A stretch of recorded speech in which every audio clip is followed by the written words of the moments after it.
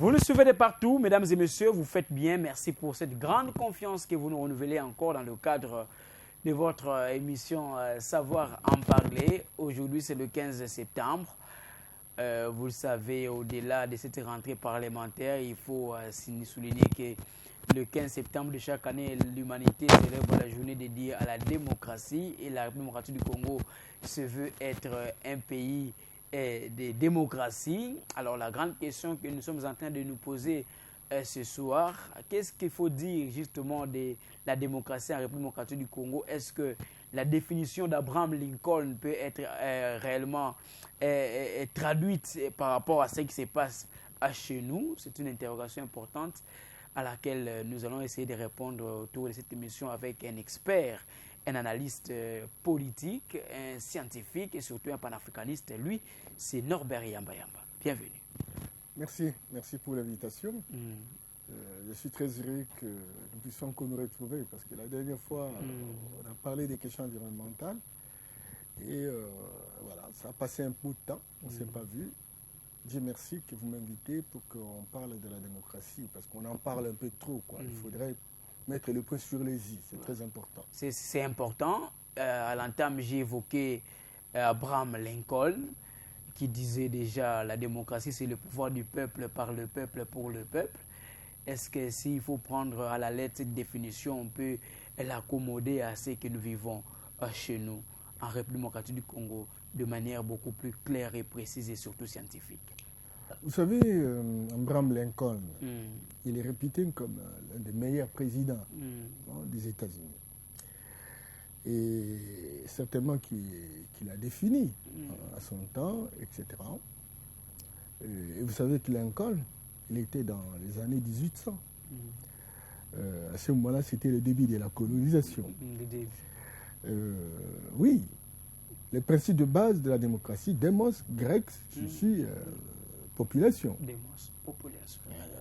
Kratos, le pouvoir. Le pouvoir. Ça, c'est un principe de base pour toute société. Démocratie suppose le pouvoir de la population.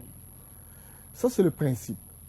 Mais attention, chaque peuple organise son pouvoir en fonction de ses réalités, en fonction de son histoire, de son historicité, de sa géographie, de sa culture, de son patrimoine culturel. C'est très important. Et donc, la démocratie dont on parle, fondée sur la pensée, n'est-ce pas, d'Abraham Lincoln, ce n'est pas une démocratie africaine. Elle est fondamentalement occidentale. Elle porte des pièges. Non, là ça traduit déjà le dernier aspect que j'ai évoqué quand je vous ai présenté en panafricaniste.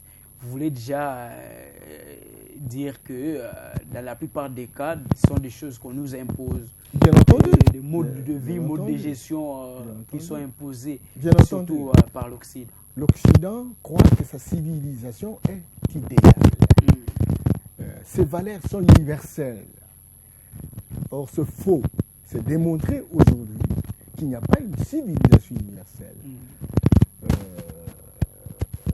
Un grand savant contemporain, qui est juif, en occidental bien entendu, Edgar Morin, nous parle dans le défi de la complexité que ce que vous estimez être vrai est vrai pour vous, peut ne pas être vrai pour moi. Et moi j'ai une autre vérité par rapport à ce que j'estime. Et les deux vérités peuvent cohabiter. C'est très important. Alors, venir avec une vision, une approche d'entonnoir, d'arrosoir, où on déverse, il n'y a pas de feedback, c'est pas correct. Ça, c'est la vision occidentale. Toujours Edgar Morin parle de la loi des deux vérités contraires. Sur un fait, on regarde la caméra, vous avez l'Occident a sa perception, l'Africain a autre perception. Mais chaque perception trouve son explication dans son environnement. La réalité, la contextualisation. La contextualisation ou la contingence de la réalité. Et malheureusement, l'Occident a cru avoir l'idéal civilisationnel, une mission civilisatrice à travers le monde. Et c'est comme ça qu'en venant chez nous, certainement pour prendre nos ressources naturelles, mais il nous amène des valeurs qui sont les siennes, mais qui deviennent des pièges chez nous. Des valeurs comme la religion. Là, vous rencontrez Julius Nyerere. Bien entendu. Il disait que nous ont appris à prier les yeux fermés. Et de l'autre côté, ils étaient en train de piller nos richesses. Bien entendu. Des valeurs comme l'éducation, des valeurs comme le système politique, la démocratie, etc. Et donc, la démocratie importée de l'Occident, cette démocratie ne doit pas réussir chez nous. Parce que nous n'avons pas la même culture que les Occidentaux. Dieu a créé le monde, il a créé les espaces. Ce n'est pas pour rien que quand vous croisez avec un Asiatique, qu'il soit de l'Indonésie, de Malaisie, n'est-ce pas, de la Chine, etc., vous comprenez que c'est un Asiatique. Il reste naturellement lui. Oui. Quand vous rencontrez, par exemple, un Arabe, vous allez, malgré la multiplicité des pays arabes, etc., vous allez comprendre que c'est un Arabe. Mutandis pour les Africains. Et il y en a de même des Européens, les Occidentaux de manière générale. C'est que très clairement, Dieu a doté à chaque peuple un mode de vie. Un mode de vie. Dans son milieu de vie. Et ce mode de vie se transmet de génération en génération. Et donc la fondation d'une gouvernance dans un pays est en fonction des héritages hérités, des héritages traditionnels. Et ça, nous n'avons pas fait cet effort parce que nous avons été persécutés par l'Occident, qui est l'inventaire de cette fameuse démocratie. Regardez. J'ai visité la mer, au niveau de La Rochelle, ici en France. Dans la promenade, on va nous montrer une grande maison construite en pleine mer. Cette maison, en dur, a été construite au XIIIe siècle. Et pourquoi? Simplement parce qu'il y avait la guerre entre les Autrichiens et les Français. Mais l'espérance de vie à l'époque, c'était 36 ans en France. Pourquoi? Simplement parce que le roi Louis XIII, comme le roi Louis XIV, imposait des travaux forcés à la population. Et ces travaux, vous vous rendez compte, il faut aller construire un truc comme ça en pleine mer, etc., des moellons, il faut les transporter, il y a eu trop de morts. C'est que très clairement, il y a eu une monarchie absolue, une dictature féroce. C'est ça qui a connu. Traite de la personne humaine. Bien entendu. Et puis aujourd'hui, après Louis XIV, on assiste, il y a Robespierre qui arrive. Et puis finalement, on est là, on est parti avec Napoléon. Et puis finalement, on est Première République, Deuxième, Troisième, Quatrième. Aujourd'hui, on est à la Cinquième République. Et il y a une tendance d'aller vers la Sixième République. Pourquoi? Simplement parce que lorsque on met en place une approche, un mode de gouvernance, on essaie de temps en temps d'évaluer la performance. Là où ça a marché, là où ça n'a pas marché. Alors maintenant, on dégage les contradictions et on les corrige. Raison pour laquelle, il n'y a pas longtemps, Macron s'est retrouvé avec les intellectuels dans les différents secteurs de la vie pour réfléchir. Un débat des idées. Et c'est comme ça qu'ils disent l'approche qui a été utilisée, elle est devenue obsolète, elle est dépassée, elle est démodée, elle est essoufflée. Il faut chercher un autre modèle. Ça, c'est le résultat de l'analyse des différentes contradictions. Alors, malheureusement pour nous, on s'accroche seulement à ce que les autres ont fait. Bien entendu, ce que les autres ont fait, on ne se pose même pas la question de savoir est-ce que ce qui nous a été donné, ce que nous avons importé, est-ce que ça réussit ou ça ne réussit pas? Et on est là, en train de copier intégralement ce qui est venu de l'Occident. On vous dit, si en France, il y a un mandat de 5 ans, chez vous aussi, ça doit être il faut 5 ans, parce que pour être un vrai démocrate, il faut faire comme la France. Et tous nos constitutionnalistes deviennent des petits perroquins, c'est sur ça, autour des droits gréco-romains.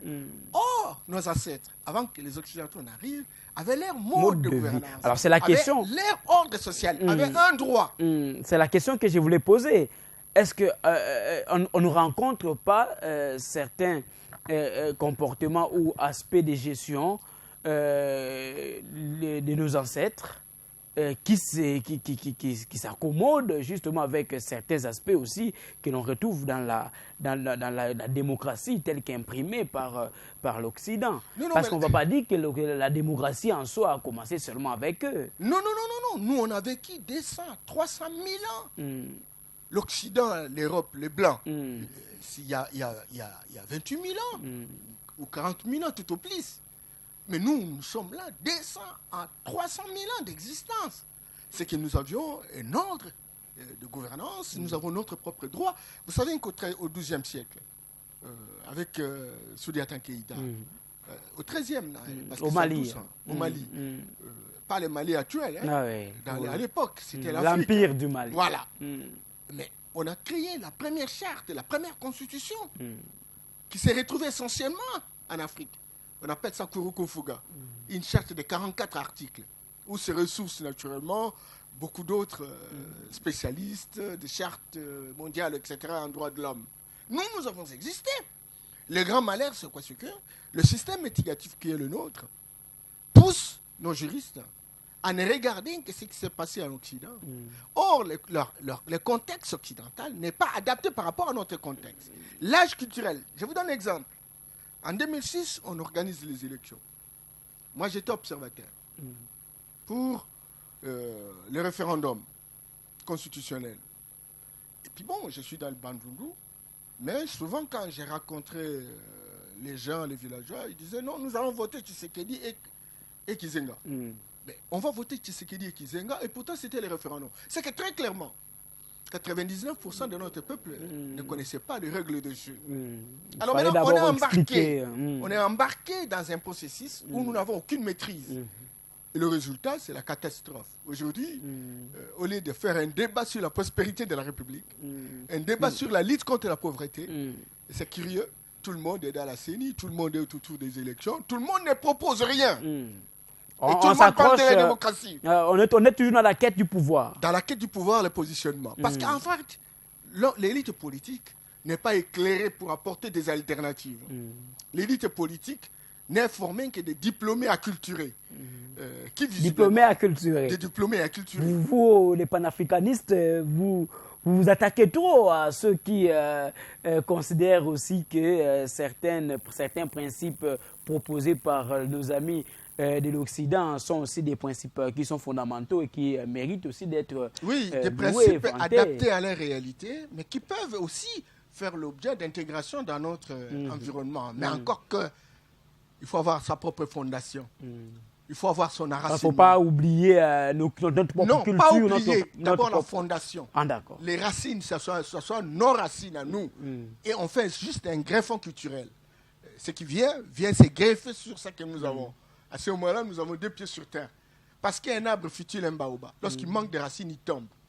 Et donc, l'Occident voudrait que nous soyons ce qu'il voudrait que nous soyons. Mais à qui la faute en ce moment-là? Bien entendu. Exactement, l'Occident le veut et il se bat. Ça veut dire, quand je dis il, je suis dans la syllèpse, c'est bas pour que finalement sa volonté soit vécue en Afrique, et apparemment c'est ce que nous sommes en train de vivre. Bien entendu, c'est comme pourquoi les panafricanistes émergent, et quand j'émerge, quand j'essaie de poser problème, vous dites non, vous refusez tout ce qui vient de l'extérieur.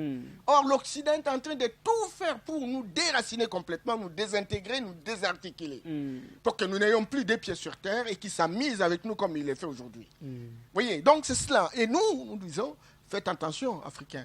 Certainement qu'on peut importer des valeurs qui viennent d'ailleurs pour les endogéniser, mais il faut avoir sa propre fondation, il faut avoir son enracinement, il faut avoir son particularisme.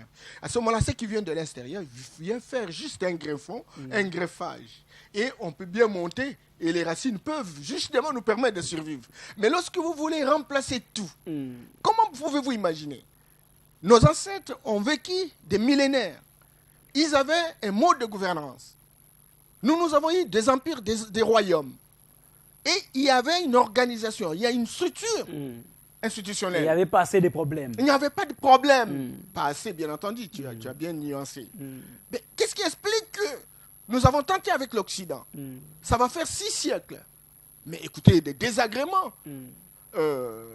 Traite négrière, colonisation, néocolonisation, guerre froide. Avec toutes les conséquences que aujourd'hui, cela toute la a apporté. globalisation, la mondialisation, etc. Mais ça ne donne pas de résultats.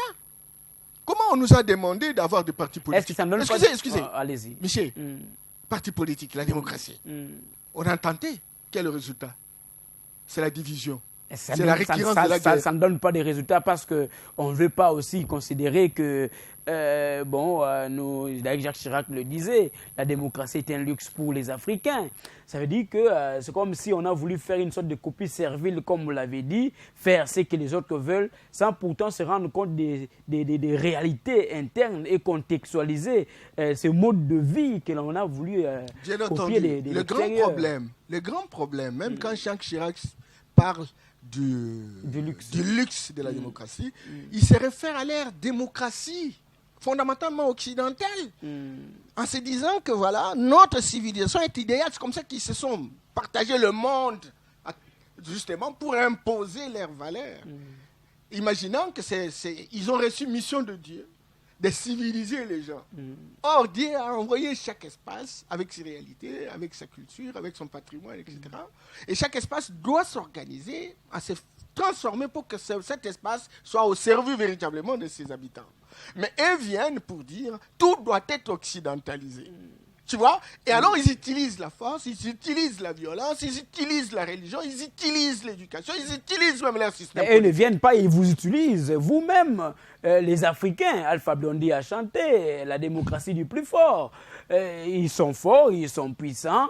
Alors, ils vous utilisent vous-même pour combattre ce que vous pouvez chercher à promouvoir de vous pour que vous puissiez rester dans ce qu'eux veulent. Et voilà comment ils sont en train de gagner du terrain. Oui, mais ils gagnent du terrain parce qu'ils ont monté des outils. Les outils où on a mis en place des héritiers de la colonisation. Et le sujet devient intéressant aujourd'hui parce qu'il faut analyser les choses. Vous savez, au début des indépendances, beaucoup disent que nous sommes battus, on a eu l'indépendance. Mais en fait, attention, en 1955, il y a eu la conférence de Bandung en Indonésie. C'était quoi? Cette conférence a été appuyée par les Américains, par les Soviétiques, qui étaient des gagnants de la Deuxième Guerre mondiale, et qui visiblement n'ont pas participé à la colonisation. Et ils estimaient qu'on devrait mettre un nouveau système politique, où ils devraient prendre véritablement le défi. Et c'est comme ça qu'ils ont encouragé la conférence de Bandung.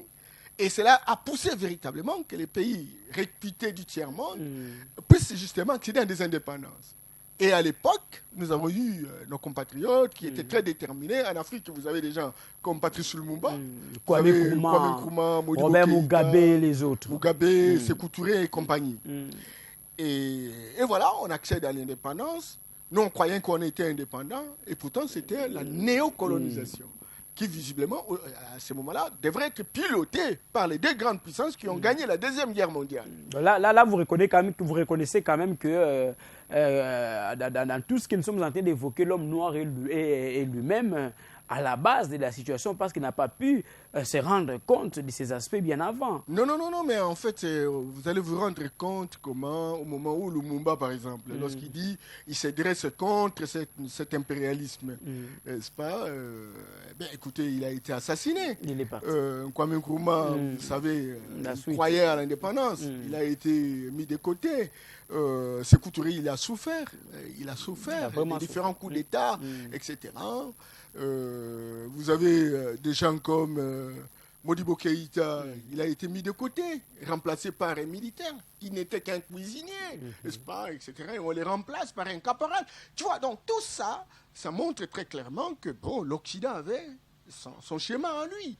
Alors, c'est comme ça que, avec les deux puissances, l'Union soviétique et les États-Unis, il faut mettre en place le nouvel ordre mondial. Et ce nouvel ordre mondial a poussé vers la guerre froide entre les deux grandes puissances. Mais qu'est-ce qui s'est passé? Dès lors que nos compatriotes, les champions de l'indépendance, commençaient à faire des résistances parce qu'ils étaient vraiment nationalistes, ils ont crié aux indépendances. Or, ces indépendances-là n'étaient que des indépendances de façade. Alors maintenant, qu'est-ce que les puissances ont fait? Il fallait chercher des hommes forts. Les hommes forts, se tirent, se recrutent parmi les militaires.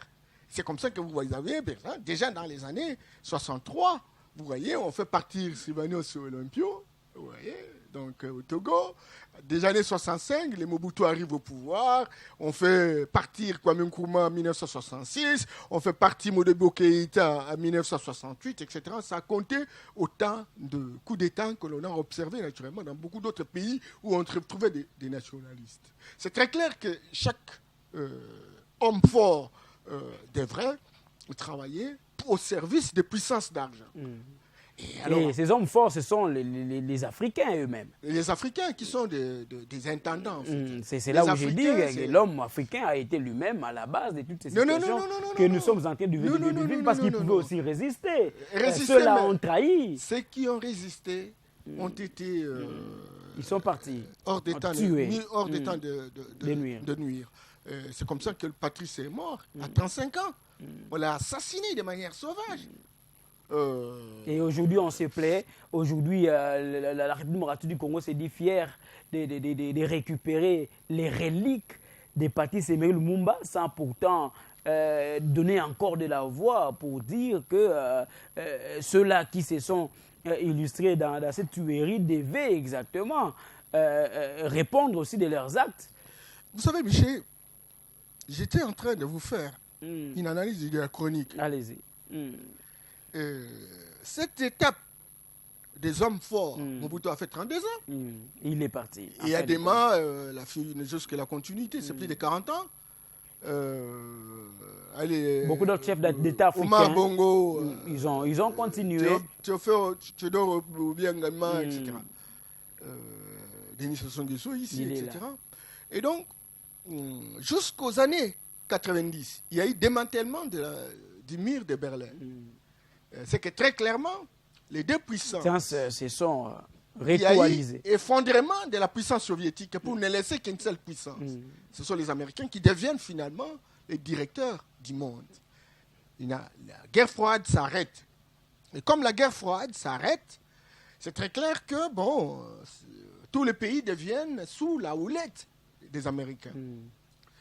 Mais, ils dictent leurs lois. Mais au fil du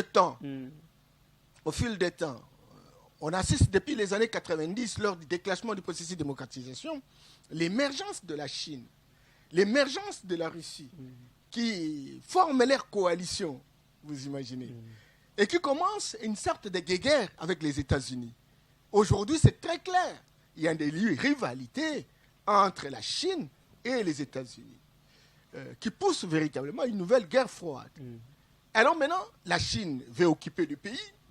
Les États-Unis veulent occuper. Vous voyez ce que fait la Russie en Centrafrique, au Mali, etc. Il a tendance à proposer naturellement son offre aux différents pays africains. C'est que très clairement, les Américains ont besoin véritablement d'avoir deux pays où ils doivent régenter. Et continuer à s'imposer. La Chine et la Russie cherchent aussi à avoir. Alors maintenant, il faut chercher des hommes forts. Et les hommes forts, c'est recruté parmi les militaires. Pourquoi? Je vous ai dit. Là, vous allez déjà commencer à évoquer la Bien entendu, situation aujourd'hui, il y a plusieurs coups d'État. En Guinée. Bien entendu, il n'y a pas que la Guinée. Au Tchad, c'est un fils qui remplace son père. Et bien au Mali, des coups d'État réalisés par des militaires, de la garde présidentielle. Alors, tout ça, qu'est-ce qui est à la base de la situation? Est-ce que le problème, c'est parce que nous avons voulu nous accommoder à ce que l'Occident a voulu nous imposer, c'est-à-dire adopter la démocratie selon leur manière de faire, ou aussi nous devions tout simplement rester dans notre mode de vie et voir ce qu'il fallait arranger pour que nous puissions espérer au développement. Parce qu'eux estiment que la démocratie, c'est le seul moyen qui peut enclencher le développement dans différents États dans le monde. Non, il n'y a pas de développement. C'est une notion qui est remise en question. Vous allez encore dire que les panafricanistes contestent et tout. Mais j'ai dit que ces développements-là, j'ai suivi un prof d'une université de la place qui parle de respect des différentes étapes de Rostov, etc. Une théorie déjà démodée, complètement dépassée, etc. Et tout simplement parce que, et Tchèque disait, Tchèque Antalya disait, au fur et à mesure qu'on monte avec les études, on devient de plus en plus imbécile, quoi. On ne comprend rien parce que, oui, on devient imbécile, idiot complètement. Parce qu'on croit que c'est la vision occidentale qui est la meilleure. Et au lieu de rechercher d'autres visions qui véritablement sont ressourcées autour de notre patrimoine, autour de notre historicité, autour de notre spiritualité authentique. Et ça, on ne le fait pas. Et nous disons que bon, c'est l'Occident la référence, raison pour laquelle vous entendez une discussion constitutionnelle sur la table de la télévision, sur le plateau de la télévision, où vous allez entendre des juristes que tel dit, mais je suis constitutionnaliste. Et constitutionnaliste, c'est du droit gréco-romain ou romano-germanique. Et là, personne ne se pose la question. Depuis que nous appliquons ces différentes constitutions, qu'est-ce que ça nous donne comme résultat? Si aujourd'hui, on est arrivé à la 5e République en France, c'est parce qu'on a analysé les différentes contradictions.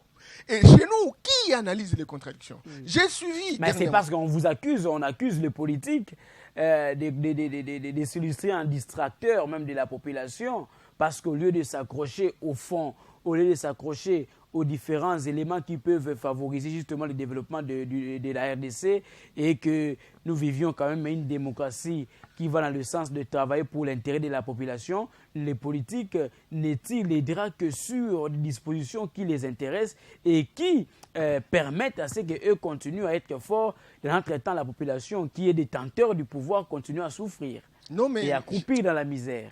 On a difficile à avoir des hommes politiques.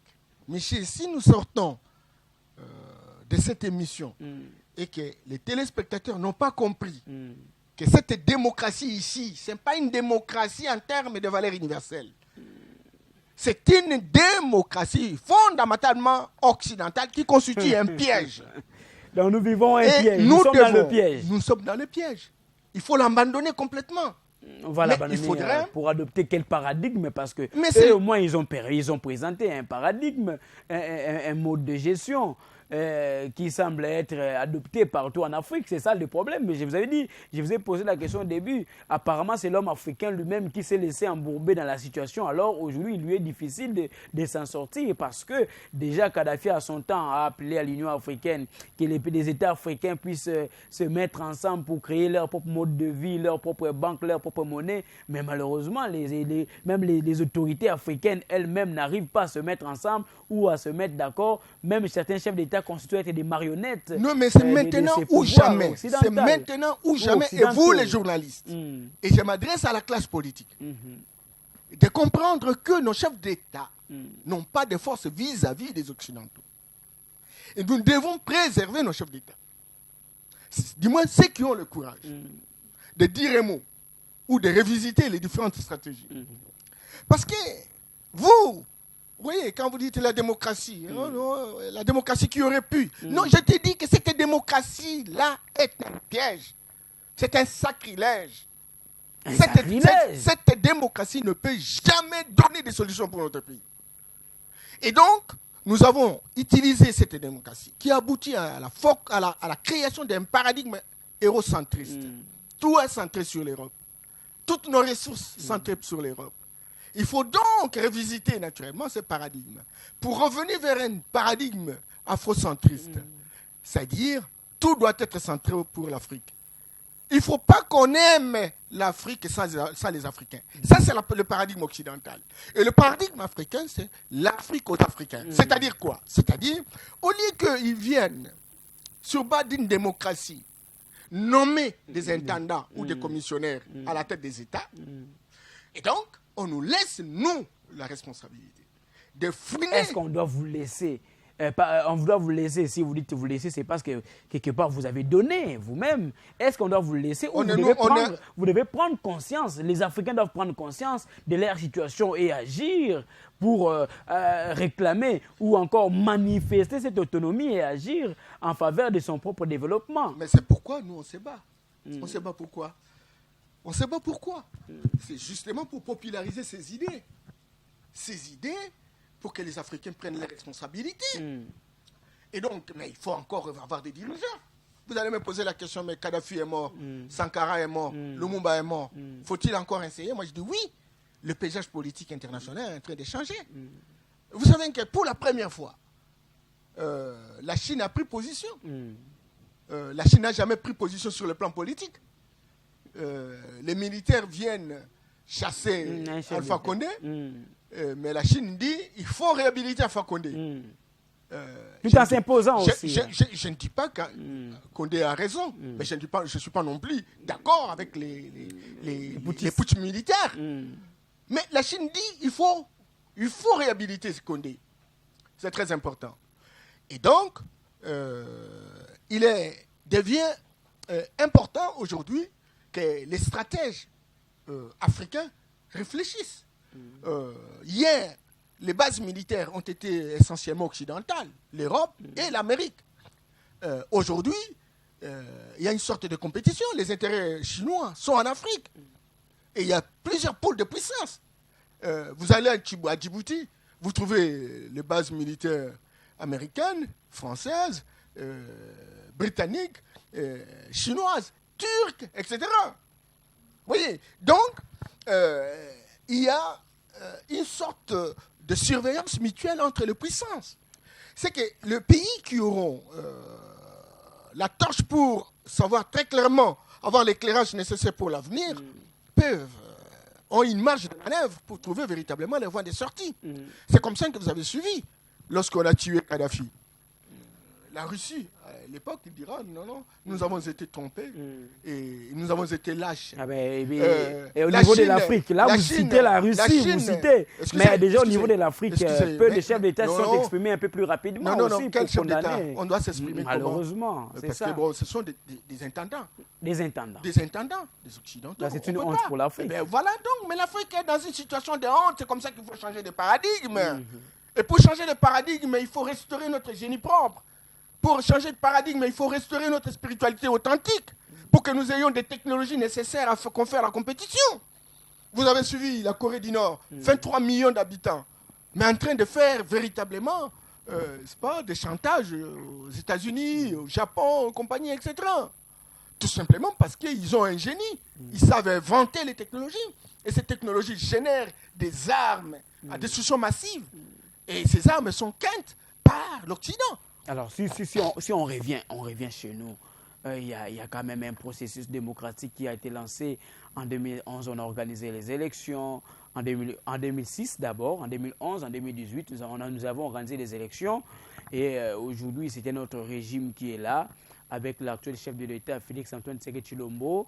Et il y a de ceux qui continuent à se dire que certaines accusations que ceux qui étaient dans l'opposition étaient en train de faire au pouvoir, au régime passé, et c'est pratiquement la même situation que nous sommes en train de vivre aujourd'hui. Bon, la démocratie à l'européenne, comme vous êtes en train de l'évoquer. Déménager un système, c'est pas facile. Il y a une discipline, je n'ai jamais cessé de le répéter, la mankébologie, qui nous explique très clairement le comportement des uns des autres. La délocalisation d'un système vers un autre système. On délocalise ou on rentre dans le même système. Il y a un effort de délocalisation, mais il faut préparer les acteurs. Or, on agit avec les mêmes acteurs. Et la tendance générale, c'est comme si on fait la même chose. Alors hier, lorsqu'il y avait interdiction de marche, c'est tout le monde qui montait au créneau, régime d'information. Aujourd'hui, on est dans la même situation, régime d'information. Ceux qui, hier, refusaient l'aspect régime d'information qui estimait qui refusait l'aspect autorisation et qui s'accrochait au régime d'information. Aujourd'hui, ce sont eux qui sont au pouvoir et on se rend compte, on est dans la même situation, même si on veut se cacher derrière la Covid-19. Pour des marches, il y a Covid, mais pour autres activités que l'on organise qui drainent des foules, là, on ne parle pas de Covid. Ça devient compliqué parce que liberté d'expression, c'est l'un des aspects sur lesquels repose la démocratie. Bien entendu, mais moi, d'abord, je ne suis pas d'accord avec cette démocratie, parce que cette démocratie est un échec en Afrique. Et tout ce que vous êtes en train d'évoquer, ce sont des douleurs d'enfantement. Enfantement parce que... Enfanter quoi? Parce qu'on est dans la même situation. Non, mais douleurs d'enfantement, on veut y aller. On croit. Mais...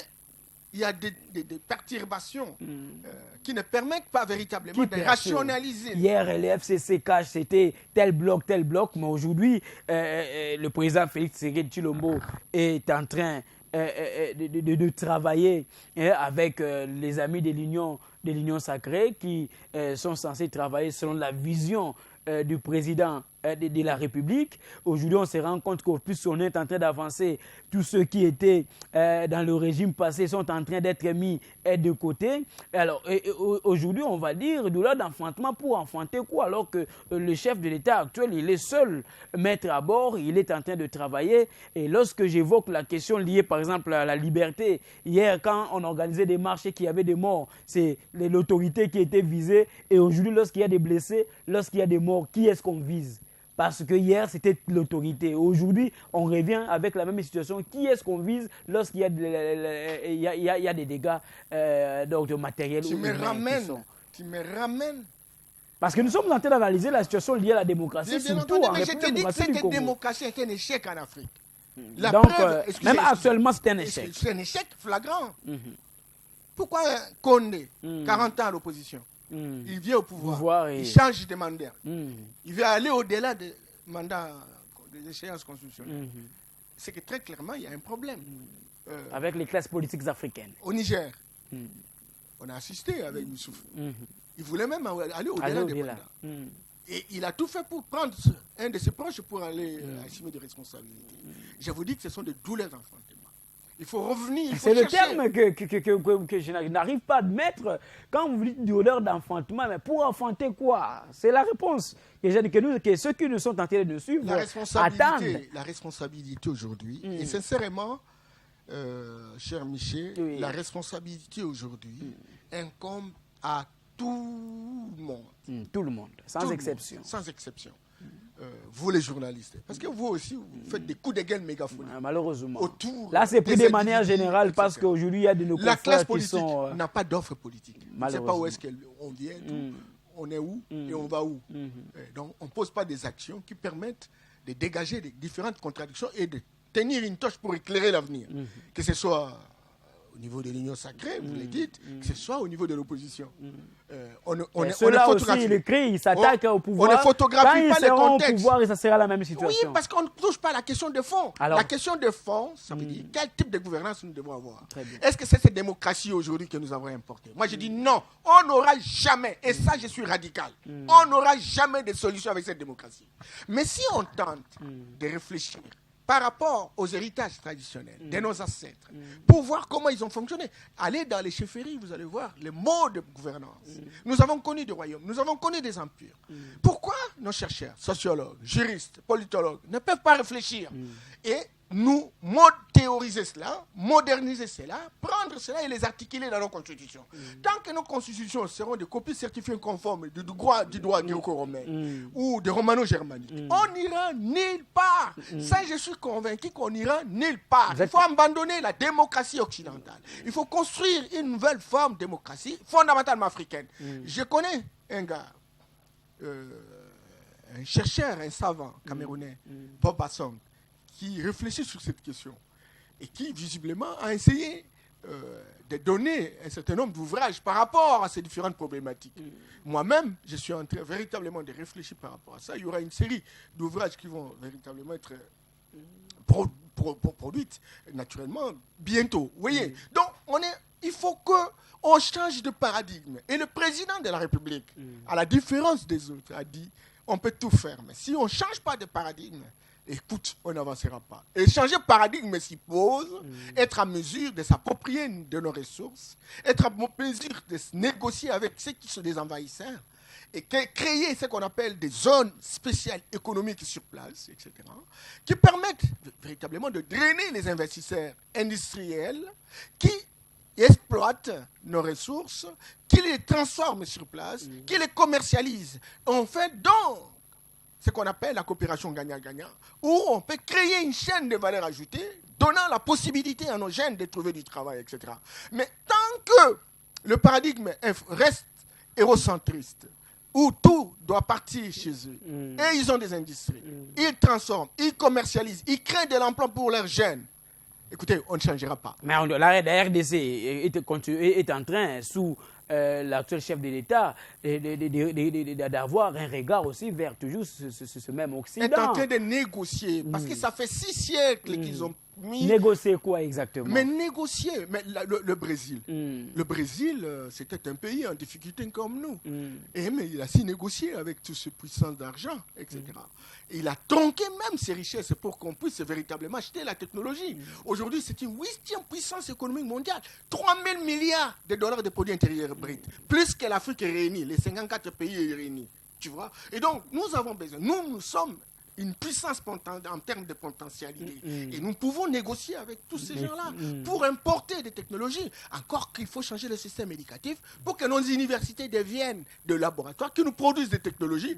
Parce que si nous avons le coltan, nous pouvons non seulement produire le coltan, mais aussi transformer le coltan en téléphone. Nous pouvons vendre ce téléphone, nous aurons des revenus, nous allons créer de l'emploi sur place. Mais aujourd'hui, non seulement nous n'avons pas des capitaux pour exploiter le coltan, il faut que les gens viennent, les Chinois, les Américains, etc. Ils se les partagent. Et à ce moment-là, et quand on produit, c'est le brut et ça s'envache et à la fois chez les Asiatiques et chez les Occidentaux. Nous ne trouvons rien. Et donc nous n'avons rien. Vous avez suivi comment les Chinois sont dans ces différents sites avec le reportage dans le Foucault, etc.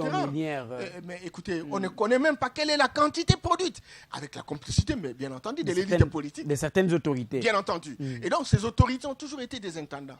Et trouvent leur compte, parce qu'ils n'ont pas un devoir de révédabilité vis-à-vis de la population. Et on a connu, pendant plus de 50 ans, comme ça, n'est-ce pas, des hommes et des femmes qui travaillaient pour leurs intérêts, mais devenant au service de l'Occident. Eh bien, est-ce qu'aujourd'hui, ce n'est pas la même situation que nous sommes en train de vivre? Non, parce que ce qu'on voit aussi avec certaines institutions qui ne font que devenir des caisses de résonance. Quelle institution?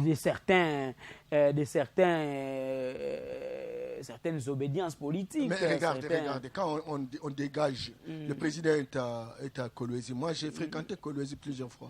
Je connais les différentes entreprises opérationnelles. Et quand il dit que assez, les Congolais doivent être bénéficiaires, comment pouvez-vous imaginer, vous produisez plus d'1 million n'est-ce pas, de tonnes de cuivre mais les ou de populations, cobalt. ils sont même riveraines. Il n'y a même pas une case construite. Et quand on dit ça, c'est une déclaration de guerre. Il faut faire attention. L'Occident n'a jamais accepté cela. Mais le président le dit. Et aujourd'hui, que ce soit l'élite politique, à l'opposition comme à la majorité, ne comprend pas le sens de ces discours. Mais la démocratie implique le respect de textes et des principes. C'est vrai que vous réfutez cette démocratie occidentale, mais dans un premier temps, nous sommes dans ces principes et ces principes doivent être respectés par tout le monde. Bien entendu, mais le grand problème, c'est que ces discours-là, la vision du chef aujourd'hui, est-ce qu'il est appréhendé par l'élite politique et sociale? Et quel est le travail qui a été fait pour que cette élite puisse... Mais c'est ce que nous sommes en train de faire pour dire que peu importe le chef qui arrive au pouvoir, si ce chef voudrait travailler dans le sens de restaurer les intérêts, les avantages de la population, il est ciblé comme étant un rebelle. Et en tout état de cause, il faut le mettre de côté. Donc, il doit être soutenu et protégé par le sien. Il doit être protégé par la classe politique. Il doit être protégé par la population. Cette classe politique qui est vous avez suivi au Togo, en Guinée. Dès lors que la bauxite, la Guinée, c'est le 3e pays producteur de la bauxite. Un grand pays producteur de diamants, producteur de l'uranium. Mais le président dit, Areva qui exploite l'uranium au Niger et qui vient courtiser le président de la République avec la complicité, naturellement, n'est-ce pas, des anciens chefs d'État français. Et le président dit, niet. Un milliardaire français d'origine juive, lui aussi, qui avait arraché le contrat à l'époque de Lansana Côté. Le président dit il faut revisiter le contrat. Et alors, qu'est-ce qui se passe? Et donc, il monte un coup d'État contre le président. Mais la population qui ne comprend pas les enjeux se trouve dans les dièses populaires. Certainement qu'un Condé a commis des erreurs. Certaines erreurs, c'est là le problème. En augmentant le nombre de mandats, avec les conseils des Français aussi. Mais c'est ça le problème. Mais on se rend aussi compte qu'avec nos chefs d'État africains, au début, ils sont les chouchous de l'Occident parce qu'ils sont soutenus par ceux-là Et en C'est fin la de voie pour compte, arriver au quand pouvoir, hein. ils se rendent compte qu'ils ne jouent jamais franc jeu et ils changent de position, à ce moment-là, c'est tard. La population est déjà envoyée dans une misère atroce. Ça, Michel, vous avez la responsabilité de faire comprendre à la population. Il est anormal que l'élite politique de l'opposition guinéenne connaît que Condé est en train de partir simplement parce qu'il a refusé de lâcher les contrats aux Français. Et que le Français monte un légionnaire qui a été comme militaire français. Et on conseille à Condé de le prendre parce qu'ils savaient ce qu'ils entendaient faire. Et on les robotise. Ouais. Et Condé s'en va. Et l'opposition, qu'est-ce qu'il dit? On est soulagé. Voilà. Ah bon? C'est méconnaître. Voilà. Vous êtes soulagé? Alors contextualisons le fait pour dire aussi que tous les chefs d'État africains, y compris la République démocratique du Congo, doivent prendre conscience et se dire et se rappeler toujours de l'histoire pour se dire véritablement que ces gens-là ne jouent jamais franc jeu. Tout ce qui les vise, c'est leurs propres intérêts. Bien entendu. Il faut que nous arrivions à coaliser en interne, que nous parlions un même langage. Ce langage doit être le développement et le bien-être du peuple qui seul est détenteur du pouvoir. Il y a trop d'abrutis fondationnels dans ce pays. Vous les voyez, je vous ai dit, ce sont des diplômés acculturés. Ils n'ont aucune maturité. En fait, il faut comprendre tous ces enjeux. Je retire ça, c'est trop fort. Mais je me dis qu'aujourd'hui, que ce soit l'opposition, que ce soit les acteurs sociaux, que ce soit la majorité, on devrait véritablement jouer au collectif pour permettre au président de la République d'avancer. Mais au lieu qu'on pose des questions de prospérité de notre pays, on pose des questions de lutte contre la pauvreté. Les gens sont en train de parler de la dépolitisation, les gens sont en train de parler de la CNI, etc. Des questions secondaires. Parce que tout tourne autour de ça, c'est la démocratie occidentale. C'est ça aussi. Ça, c'est la démocratie occidentale qui est piégée. Où on pousse tout le monde à avoir des vous ne serez jamais tranquille, jamais à l'aise. Au lieu de penser développement, on ne pense qu'à la quête du pouvoir. Tout à fait. Et lorsqu'on a ce pouvoir, on oublie ce peuple. Et je voudrais dire à notre peuple, parce qu'aujourd'hui, on est en train de fêter la journée, n'est-ce pas, de la démocratie. La démocratie d'aujourd'hui, c'est une démocratie fondamentalement occidentale. Cette démocratie, c'est un piège. Ça ne nous apportera rien. Et que l'élite politique qui pense que la démocratie occidentale va changer notre situation, qui travaille aujourd'hui sur la CNI, qui est une formule qui a été inventée par l'Occident. Cette élite politique qui travaille pour les élections et qui ne voit pas que dans tel ou tel secteur de la République, les choses n'ont pas l'air d'avancer. Qu'est-ce qu'on a fait de la sécurité? Qu'est-ce qu'on a fait de l'éducation? Qu'est-ce qu'on a fait, n'est-ce pas, de la santé? Qu'est-ce qu'on a fait de l'alimentation? Qu'est-ce qu'on a fait de l'énergie? Qu'est-ce qu'on a fait, justement, de l'électricité, l'eau, compagnie, des routes, qui n'ont pas la photographie de la situation et qui ne font que demander essentiellement la dépolitisation parce qu'ils veulent véritablement prendre la position tout en sachant qu'ils étaient en Suisse, à Genève. Ils savent pourquoi ils ont été soutenus. Moi, j'avais entendu les gens dire, mais écoute, c'est pas tel qui a financé, c'est les autres. Qui sont ces autres? Quels sont leurs intérêts? Donc, tout le monde devait être robotisé. Tout le monde devait être intendant. Tout le monde devait être commissionnaire des Occidentaux. Il faut donc aujourd'hui qu'on comprenne.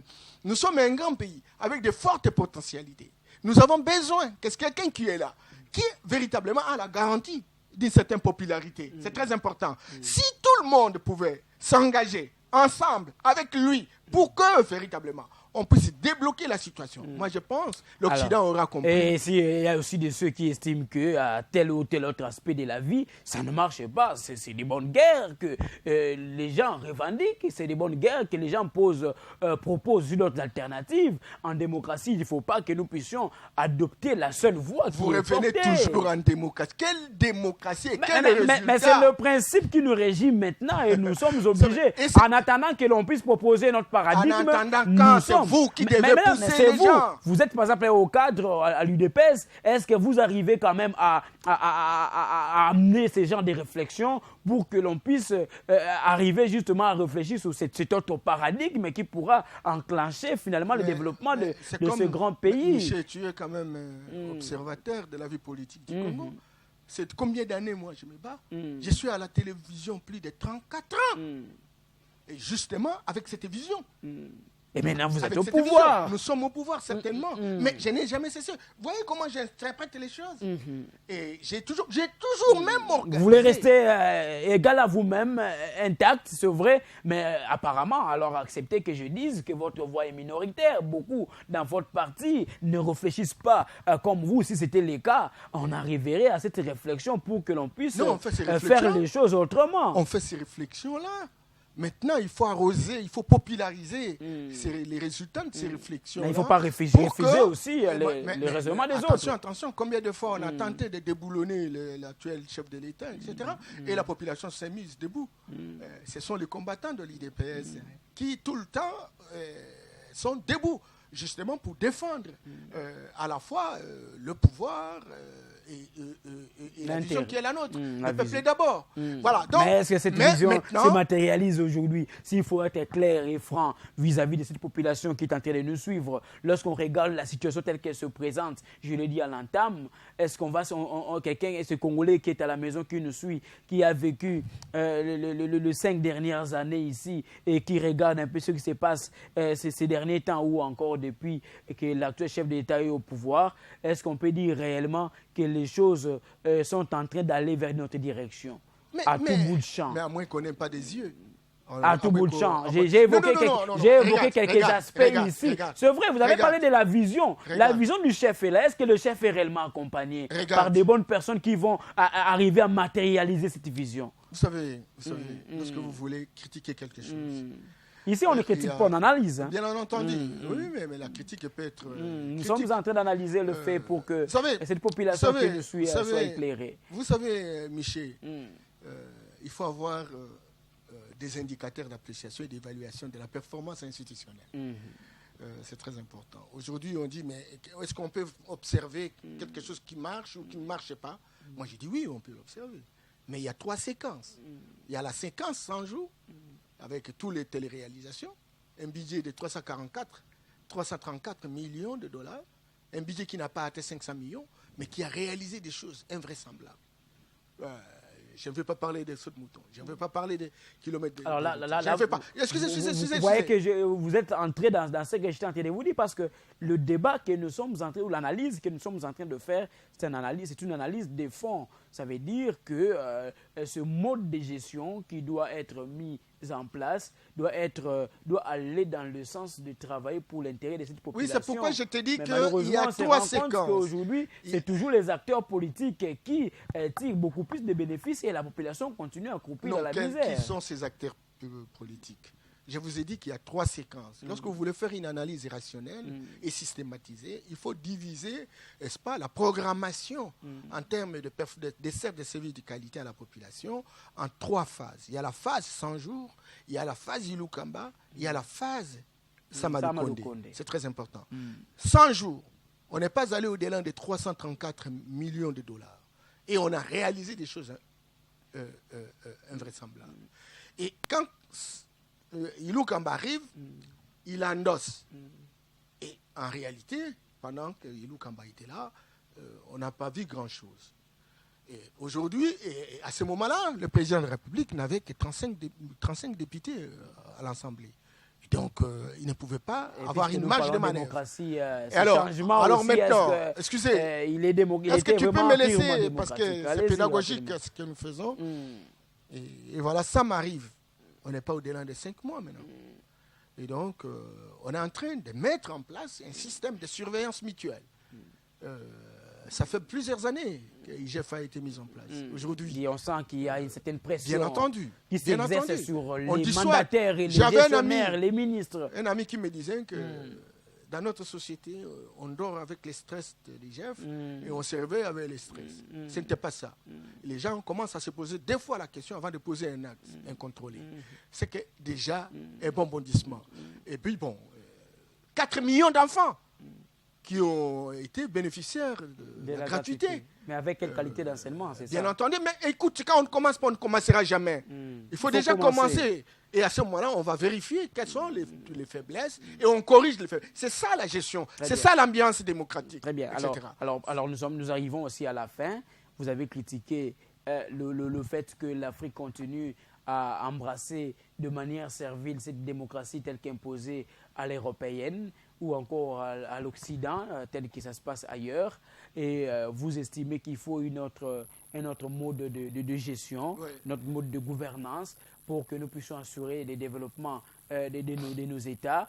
Alors exactement, qu'est-ce qui doit être fait pour que finalement, même s'il faut que nous vivions une démocratie à l'africaine, et que ça soit une démocratie qui va permettre à ce qu'il y ait développement, pour que ceux-là, les Occidentaux, ne puissent pas avoir raison pour dire que la nôtre, c'est pour proposer quand même des aspects qui pouvaient amener au développement. Leur démocratie a créé des esclaves. Leur démocratie a créé une pauvreté presque récurrente et endémique, pandémique même. Leur démocratie nous a infantilisés, clochardisés, instrumentalisés. Leur démocratie a été un outil de prédation, de pillage systématique de ressources. Et des crises. Leur démocratie ne nous a pas servi à quoi que ce soit. Et donc, nous avons intérêt aujourd'hui à inventer un autre modèle. Il faut sortir des ghettos. Mais inventer en fouinant, en faisant l'analyse des contradictions. Avec les scientifiques. Ça vient, bien entendu. Bien entendu. Parce que chez nous, souvent, on ne considère pas trop les avis des scientifiques. Non, chez nous, il n'y a pas beaucoup de scientifiques. Il y a des commentateurs scientifiques. Des commentateurs scientifiques. Ce ne sont pas des scientifiques. Ils sont en train de vous suivre. Bien entendu. Et ils savent quelle est ma position par rapport à ça. Ce sont des divorcés de notre société. Et donc, ils ne sont pas utiles. Il faut la récitation et la répétition. Ils sont presque des abrutis fondationaux. C'est que Koumandoubé appelle des diplômés culturellement analphabètes. Et donc, ils n'ont aucune valeur ajoutée. Culturellement analphabètes. Bien entendu. C'est fort. Donc, on a besoin qu'ils se revisitent. On a besoin qu'ils se regardent sur le miroir pour dire quelle sera notre utilité aujourd'hui. Pourquoi on ne peut pas nous inventer? Comment allons-nous continuer à prendre un mandat présidentiel parce que c'est la France qui a 5 ans. Or, la France a résolu un certain nombre de problèmes. Si on pouvait donner à un président de la République, même 30 ans, mais on met en place des garde-fous. Ce genre de langage, on n'avait pas tenu ça lorsque Kabila était au président de la République. Mais on est en train de réfléchir. Ne m'empêchez pas de réfléchir. Je ne parlais pas au nom de l'IDPS. Non, je ne parlais pas au nom de l'IDPS. Je le fais comme penseur.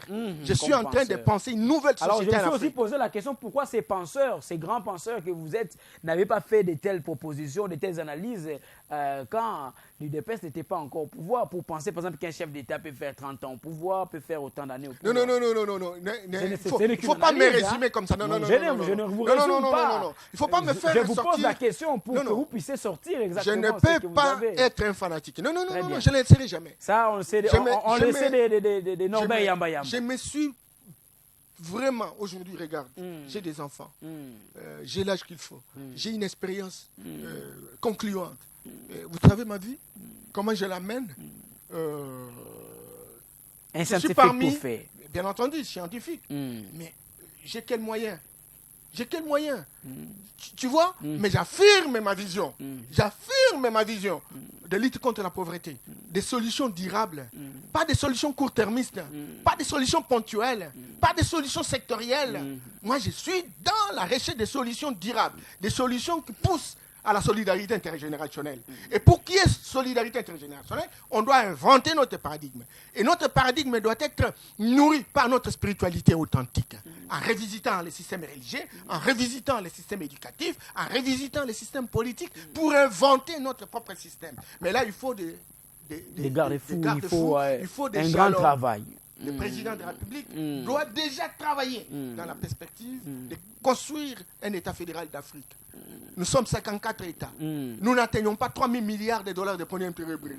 Nous avons besoin aujourd'hui d'être ensemble. Et nous avons besoin aujourd'hui de prendre des décisions collectives. On ne va plus tuer les gens. Parce qu'en fait, on sera ensemble. Voilà. Mais quand on reste 54, on va nous... Ce sont les propres, on utilise l'un pour détruire l'autre. Bien entendu. On ne sera jamais. Des pays comme l'Éthiopie, qui aujourd'hui se battent à longueur de journée pour faire preuve qu'un pays africain peut véritablement se développer. Et regardez comment on est en train de les saucissonner. Donc, nous avons intérêt aujourd'hui, sincèrement, avec le président de la République, qui est un fin diplomate et qui travaille avec ces Occidentaux. Il faut travailler avec eux, mais il faut leur proposer des choses. On leur propose des zones économiques. On leur propose une coopération gagnant-gagnant. On leur dit que c'est plus important que, effectivement, on met en place des dispositifs où on se partage les bénéfices. Très bien. On met en place des dispositifs où on peut transformer les produits ici et on peut payer les taxes ici. Le Congo... Et avec ça, nos États vont tirer plus de bénéfices. Bien entendu, la jeunesse trouvera son compte. Parce qu'on aura créé beaucoup de sociétés, etc. Parce qu'il est anormal de croire que, par simple déclaration, les gens vont trouver du travail. Non, il faut créer... Nous sommes arrivés à la fin. Des sociétés, mais il faut des industries, il faut la technologie, il faut revisiter les systèmes éducatifs pour quitter véritablement le ghetto où on a des commentateurs scientifiques, pour avoir de vrais scientifiques nourris par la spiritualité authentique qui génère un génie propre. Et ce génie propre va générer des technologies, va aller dans la direction des sciences fondamentales. Et ces sciences vont nous aider à affirmer notre leadership et faire une compétition à l'international et affirmer véritablement notre détermination vers le développement. Et le vrai développement avec la vraie démocratie africaine. Avec la vraie démocratie africaine, pas cette démocratie copiée à l'européenne ou à l'occidentale. Ça s'appelle la démocrature. La démocrature, selon Norbert Yamba, analyste et penseur. Avec lui, nous avons eu à aborder une question importante liée à cette célébration de la journée dédiée à la démocratie. Et nous avons eu c'est du temps perdu d'ailleurs. Nous avons eu à analyser une thématique liée à la démocratie en République démocratique du Congo. Je ne pense pas que c'est du temps perdu parce qu'il faut continuer à aborder ces questions. On trouvera toujours quelque part des personnes qui vont suivre. Ils ont créé un débat, un grand débat des idées en France pour regarder les contradictions et dégager véritablement les voies de sortie. On a besoin également que des universités comme catholiques, des universités comme Inikin, etc., nous organisent des grandes rencontres, des débats, des idées, etc., sous le haut patronage du président de la République. Qu'on ne politise pas à la fin. C'est ça le problème. On commence bien avec les initiatives, mais enfin, c'est la politique qui prime et qui finalement, cette politique devient une distraction.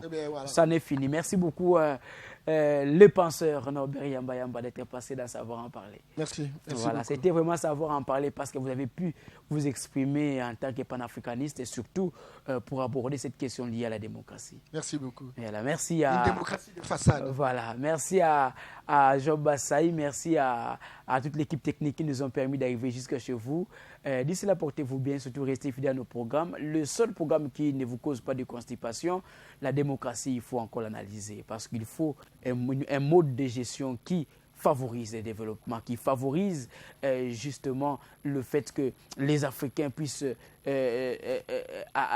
évoluer, s'émanciper et surtout qu'ils puissent revenir à certains aspects fondamentaux liés à leur culture, à leur mode de vie tel que vécu hier, pourquoi pas avant-hier avec nos aïeux. Ça n'est fini, mesdames et messieurs. Prenez bien soin de vous. Au revoir.